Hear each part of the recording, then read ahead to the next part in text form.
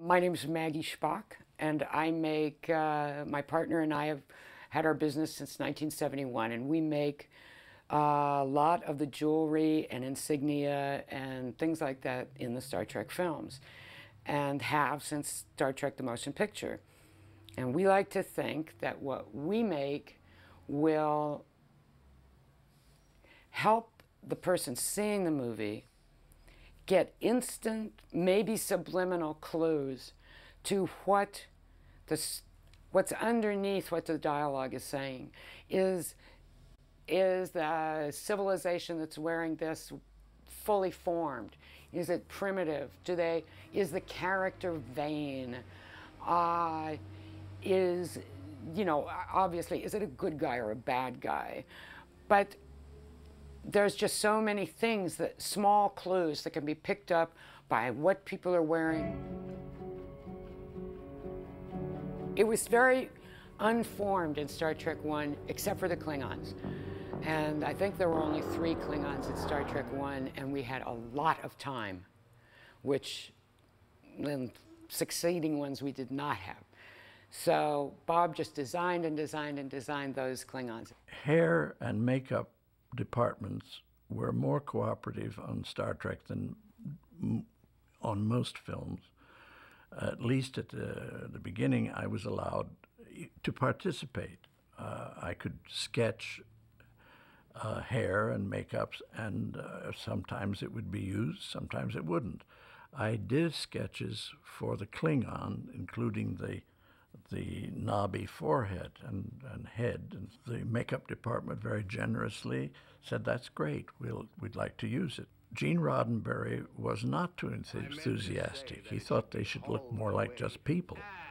And I said, yes, but these are real aliens, and they're evil aliens. I think the audience wants to see something that is not just folks, that goes beyond just folks. In my mind, all the bumps on the forehead and so forth are vestigial remains of a people that evolved like crustaceans, like lobsters, and who have their skeleton on the outside of their bodies. And over the millions of years, they've lost that complete outside skeleton, but now retain only vestiges of it.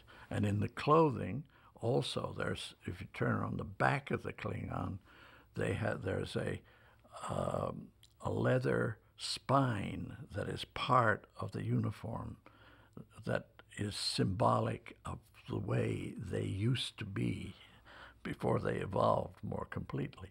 Everything was handmade. On their baldricks, there were big hand-cut-out, sawed devices that, they didn't mean anything then. We just were inventing them with Bob, and they just looked fabulous. But my God, the work that was in those things.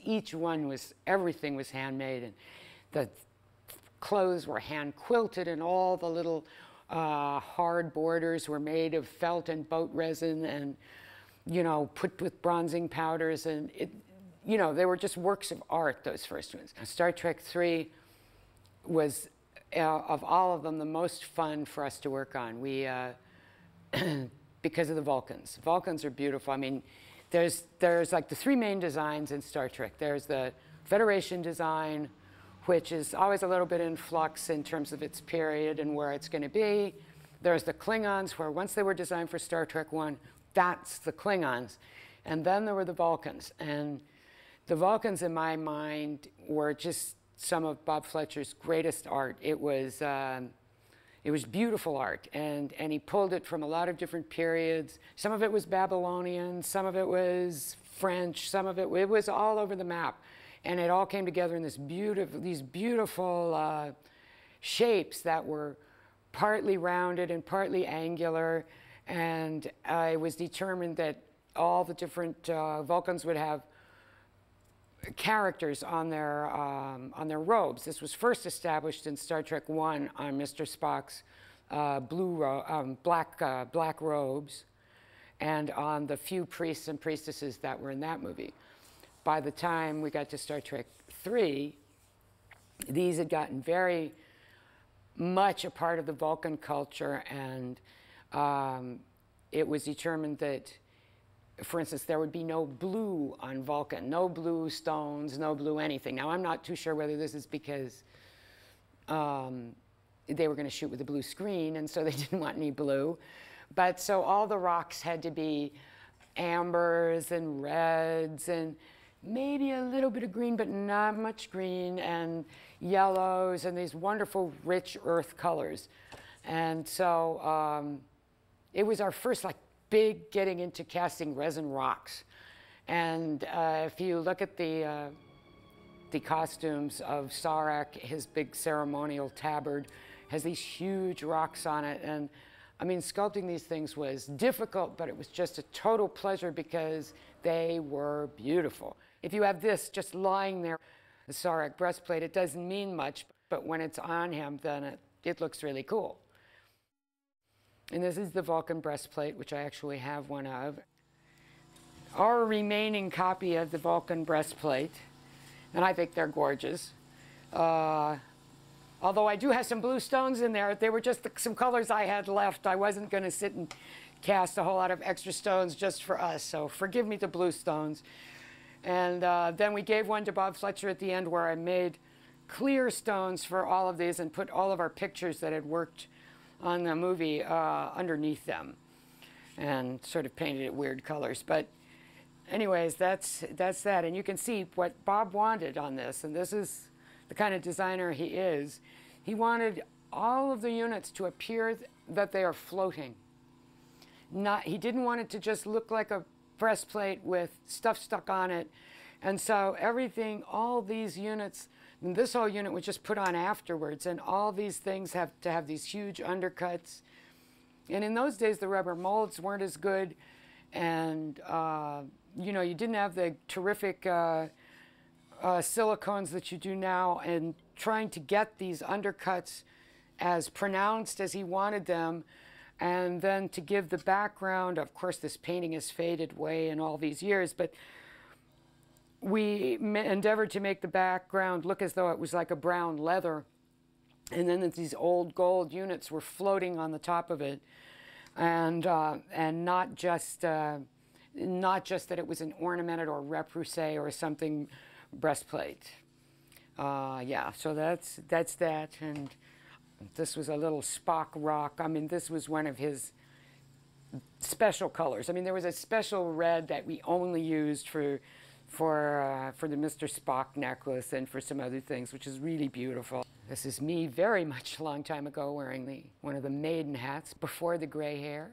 And that's the handpiece that later appeared on someone's head. I have a photograph from one of the Star Trek Next Generation where the new wife of Sarek is wearing one of the hand pieces on her head. So recycling takes place in all the Star Treks, and it's always fun to see. I mean, you know, Sarek still got his necklace because his necklace is a big deal.